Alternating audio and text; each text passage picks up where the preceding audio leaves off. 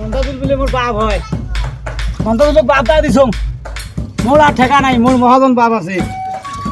এই সেই বাপ নাও একটা পাইছো।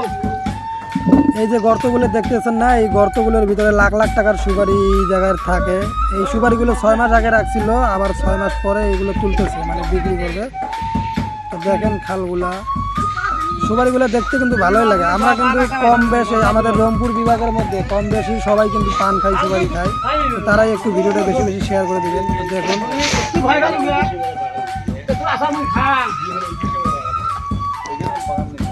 তোর ভাতার কম না, আমি 13টা ভাতার হবে তোর। তোর ভাতার